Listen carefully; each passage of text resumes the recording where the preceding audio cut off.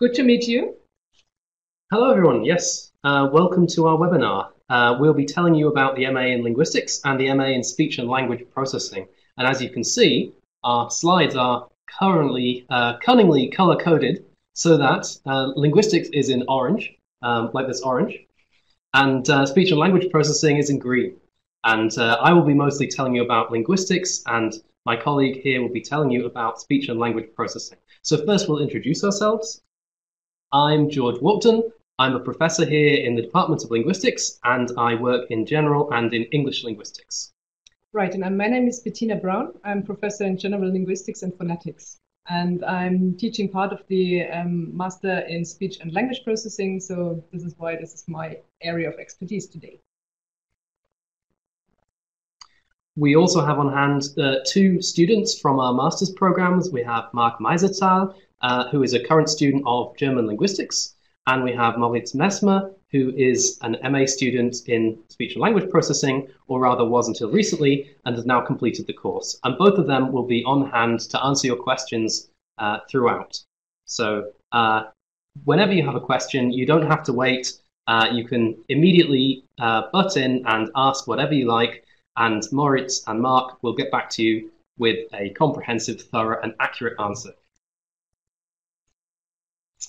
Right, so the first question, I guess, is why study in Constance? Well, I think it's a no-brainer, really. I'm a relatively new professor here. I've been here just under a year myself, and I am completely overwhelmed with just how beautiful this place is.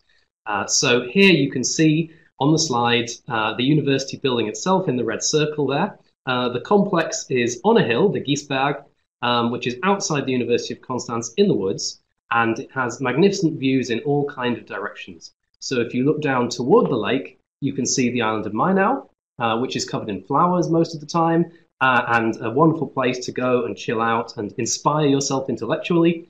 And in the other direction, towards the south and the east, you can see, if it's a clear day, all the way to the Alps. So it's a beautiful campus, a very inspiring place to be doing intellectual work. Right, and the MA programs we are offering here in linguistics and speech and language processing. So you can start those programs both in the winter term and in the summer term. The period of study is 4 semesters. And there are 2 application periods, the 15th of January and the 15th of June. And in total, you have to do courses that are worth 120 credits. So we start with the linguistics program.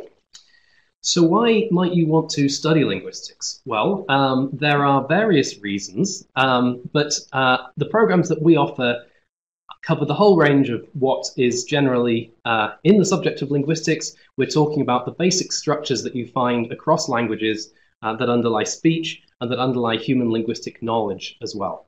What we're particularly strong on in this department is interfaces between the core areas. So you probably know what morphology is, and you probably know what syntax is. These areas, obviously the structure of words and the structure of sentences, interface with one another. And one of the things that we're very strong on here is figuring out how those interfaces work and investigating the fine details of the lines that are drawn between these interfaces. We do that on a theoretical basis and also on an empirical basis. So another thing that our department is very strong on is bringing together data and theory, using various kinds of empirical data, so corpus data, experimental data, and other kinds of data to investigate theories and to evaluate them. So it's all very well having a beautiful theory, but it's no use if the theory is contradicted by the first data that you find. It's all very well having a ton of data, but if you have no idea what to do with it, no theory, then it's useless. And we bring the two together. And if you come to study with us, then you will be trained in doing that as well. Finally, we have a focus on certain individual languages and language families, which we will talk a bit more about in a minute. We specialize in applying the linguistic research that has come from general linguistics to these languages, also vice versa. So how do languages like English, German, French, Spanish, and others from further afield, how do they inform the linguistic theories that we're developing? How do they shape the directions that that research is taking? And how do those theories in turn inform research on those individual languages? Right, and so these two MA programs in our department, they are very much intertwined. So in the study program Speech and Language Processing, in addition to what George already talked about, namely looking at the linguistic core areas like phonetics, phonology, and so forth, and the interface between these core areas and the empirical approach to studying language, the Master Speech and Language Processing further on focuses on how linguistic knowledge is acquired and learned, for instance, in first language acquisition, but also in second language acquisition, how it's processed, so how the brain deals with it, basically, and which kinds of representations do we assume in the human brain to be able to deal with language. On the more technical side of the Master Speech and Language Processing, we are looking at tools that can be programmed to deal with language, to work with language. So you can think of text understanding programs that's basically read a text and see which information can be gathered from that. Text generation or translation or question answering system, and many more of these systems that are currently on the market. So there are a couple of interests and skills that students that we think it would be useful to have if you are coming to Constance to do a master program in linguistics or speech and language processing. Yeah, so in particular, we want you to be enthusiastic. We want you to be really excited by and keen about languages and how they work, how their structures work. So what we're looking for from you, ideally, and these are also skills that you will develop while you're here if you take our courses, an ability to approach, fundamentally it's about thinking scientifically about language, approaching language as a set of research questions to be answered. So we want you to be able to come up with hypotheses, come up with ideas about how languages work, to test those hypotheses, to think formally, to be able to think clearly and explicitly about the structure of language, and to make generalizations based on the data that you're exposed to. And of course, we want you to have very good English skills, and we'll talk more about that in a moment. Right, and for the Master Speech and Language Processing, we additionally have courses in programming and experiment design. So it would be really good if there was some willingness to acquire these basic more practical skills in the study program. Right. Okay, now our department hosts researchers in all kinds of different areas. I should mention right now that we are not quite unique in Germany, but almost unique in Germany in having a full department of linguistics, which includes specialists in various different languages. So for a start, we have specialists in English. At the moment, that's mostly me, and Germanic languages and linguistics as well. So we also have a strong research focus on the German language and various different varieties of German, such as local Alemannic varieties, but also varieties further afield. Icelandic is also a particular specialism in our department. If that sounds very exotic and foreign to you, then don't worry, you won't be expected to know anything about it, but you can discover stuff about it while you're here if you're interested. Same with Romance languages and linguistics. In the Romance languages section, we offer all kinds of different languages, some of which, like Basque, are not technically Romance, but are spoken in the Romance language area. But it goes far beyond that. In fact, you name it, we teach it. As far as Romance languages are concerned in this department, we've got the normal ones, French, Italian, Spanish, European Portuguese. We've got varieties of Romance from the Americas, like Brazilian Portuguese, Caribbean Spanish. We've got specialists in Romansh, as spoken in Switzerland, and so on and so forth. And then in Slavic linguistics, the obvious starting point is Russian. That's the elephant in the room, the mystery wrapped inside an enigma. But we also have many, many other languages within the Slavic linguistics community. So you can find out about Sorbian, Bulgarian. Again, the sky's the limit. And finally, we have specialists working in particularly languages of South and East Asia, such as Hindi Urdu and also Chinese. Right, and the major research areas we are working on are basically all core areas of linguistics. So we mentioned here phonetics, phonology, morphology, syntax, semantics, and pragmatics. And this is kind of special because many linguistics departments kick out the first one and the last one. So they think phonetics is something different.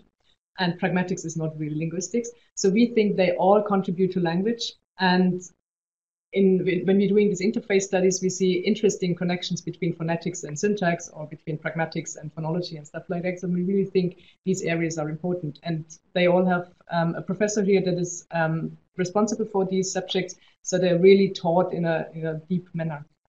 As George already mentioned a couple of slides before, we have a strong focus on experimental linguistics. So we have neurolinguistic experiments, psycholinguistic experiments, and we work on language acquisition, both first and second language acquisition. Another stronghold is computational linguistics. And we have the expert here on historical linguistics, although there are other people in other language families who also work in historical linguistics. So why study with us? Well, you've already heard some pretty good reasons, I think. By this point, hopefully you'll be convinced. Remember, if you've got any questions, you're free to ask them at any time. We focus both on theory and on the methods. We'll tell you a bit more later about the structure of the course. We have various different specializations that you can choose within particularly the Linguistics Masters program. You can choose to focus on a particular language area, or you can choose to keep it more general. You will have, as a student, access to world-class linguistic laboratories, and my colleague Bettina here will be telling you more about those later on in the presentation with lovely pictures of what goes on in those laboratories. What's important to mention is that this is a research department. All of us who teach here are active researchers. We are familiar with up-to-the-minute research, so you can be sure that everything you get here in the master's program will be informed by the latest in linguistics. And finally, there's a possibility to spend a semester abroad or to do an internship. And again, we're going to come back to that later on in the webinar. So we now have a look at the more technical aspect again. So that's the general degree structure of both programs. So in both programs, you study the core area of linguistics. So at the moment, we have two seminars, one dealing with phonetics, phonology, and morphology, the other one dealing with syntax, semantics, and pragmatics, and bringing you up to date. And the second part that's common to all students are methods in linguistics. Here we offer 4 different methods courses, and you can choose 2. Of course, you can choose to do more of them. And then the last part is also the same to all the master programs. So you do a research on your own. You are expected to write a master thesis on your research project and to finish with an oral exam. And you can see here slight differences only in the number of credits that you get for these this final big part research master thesis in the Master of Linguistics and the Master in SLP. And I'll now focus on the third big part here, which is called area of specialization, because that's the area where these 2 master programs differ, and where we have some interesting aspects for you. So that's linguistics again. Yep. So in linguistics, we have various different areas of specialization that you can choose. And these largely depend on how deeply you want to focus on particular languages or particular language families. So to start with, we have a general linguistics area of specialization. The general linguistics area allows you to focus on no particular language, but on linguistic theory in general and on its typological implications. So looking at how it applies to language as a human capacity and also the languages of the world without any particular prejudice or direction. You can also choose to specialize more, so you can specialize in English linguistics, and in the English linguistics stream you can learn about varieties of English, world Englishes, standardization in English. You can learn about the history of the English language. That's what I do. So from its roots in Old English up to the present day. In Germanic linguistics, you can study the rest of the Germanic language family with a particular focus on German. And again, different varieties of German are studied within our department. In the past, we've had particular strength in studying the German spoken in this particular region, Bodensee Alemannisch, which is an interesting linguistic variety for all kinds of reasons. We've got Romance linguistics, which I've already spoken about quite extensively, and finally, Slavic languages and linguistics, and you can choose any one of these 5 as your specialism. And the entry requirements differ slightly depending on which you choose, and again, we're going to come back to that in a bit. And now back to Bettina to tell you about the SLP Masters. Right, so the SLP offers 3 more credits in this area of specialization, and that's mainly because you have these 2 aspects to the Master of Speech and Language Processing. So on the one hand, you have the human aspect, so how the human deals with processing languages, and the other aspect is the machine aspect. So there will be a module where you learn about the foundations in both of them. So you're not just taught to be a computational linguist working on machine language processing, or not just a psycholinguistic working on the human part of language processing, but you basically get the foundations in both of them. And then in later modules, you can specialize on one of the 2. And you have then the opportunity to do some practical and experimental research. And you also have some credits where you can look into neighboring areas. This could be other areas of linguistics. So you could decide that the French you learned in school is not enough and you would like to know more about Romance languages.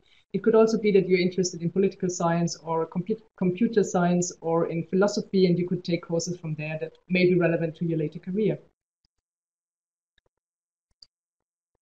Okay, so the internship and study abroad possibilities as promised. Within the Linguistics MA, an internship is not compulsory. It's a possibility, but it's not compulsory. Within the SLP MA, you do have to do an internship, but your possibilities for doing those internships are actually quite varied. You can choose to do your internship in industry, but you can also choose to do your internship at another organization or with the university itself in principle. You can do a more research-oriented internship with us. If you're interested in gaining practical experience, you can contact us, but you can also contact our university's very well-equipped career service, who are specialized in finding interesting avenues for you to pursue in your life after the MA degree. So generally, you can also decide to go abroad as part of the master programs. And many students decide to do so to get some experience from other universities that have linguistics programs or computational linguistics programs. And so the University of Konstanz is very well connected through the Erasmus Plus program to numerous other universities that are really first-class university to do linguistics. So it's a very easy entry to see a different culture of studies, to see different strength in studies. And we strongly recommend students to go abroad and take advantage of that. What do we ask from you then? Well, we need you to have studied for 3 years as an undergraduate in the field of linguistics or philology. So the minimum degree that we will expect from you is a BA or the equivalent. And that can come either from an institution of higher education, a university, or a vocational college. That would be in German a Berufskolleg, apparently. Berufskolleg, yes. You have to get a 2.5 or better in order to get in, and that is a grade of good. If you come from somewhere other than Germany, or if you've done your degree elsewhere, you can get in touch with us and we can put you in touch with people who will help you translate your grade into the German system. We have for the Master in Speech and Language Processing, which can be studied in English, we need a documentation basically that you have advanced English language skills. So it would be the level B2 of a minimum of the European reference framework. We have had it in the past that if there were no students from abroad in a particular class, that the lecturer decided to do it in German. But as soon as there was as soon as there was one student who needed English, the course would be in English. In terms of the MA in linguistics, as I briefly mentioned earlier, what you need depends on which specialization you want to take.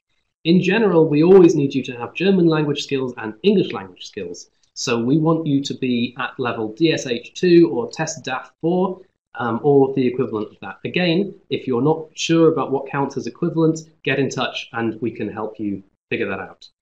In terms of English, as mentioned, it's B2 of the Common European Reference Framework, CEFR. Depending on your specific specialization, you might need additional language skills. So obviously, if you want to study English language and linguistics, you need to be really good at English. So you want to be at C1 level in English. If you study Romance languages and linguistics, we expect you to be level C1 in the Romance language that you want to focus on the most. So that can be French or Italian or Spanish, for instance. And for Slavic languages and linguistics, it's Russian that we expect you to have a level C1 in. So those are our language requirements. So the next application periods for these two master programs starts on the 2nd of May and lasts until mid-June. So we would love to hear more from you and to see you coming to Constance. So the application is a 3-step procedure that George, with his really high English skills, is better able to tell than me. That's right. First of all, you register online, then you apply online, and after that, you can send your application to the university. Because this needs to be done in print, you will need to generate the form and then fill it out and print it and send it to us, along with all of the required application documents, things like proof of language skills and so on and so forth. Again, this process can be a little bit intimidating, a little bit complicated, but if you have any questions whatsoever at any stage, you can just get in touch with us using the email address that's on the slide here, and you will get support and guidance there. We have an address that you can use once you've sent your application in. You can go to the URL at the bottom of the screen to track your application status and see how things are progressing. We've also got a couple of application deadlines on the slide. So as Bettina mentioned, the next set of application deadlines, the window is from the 2nd of May to the 15th of June.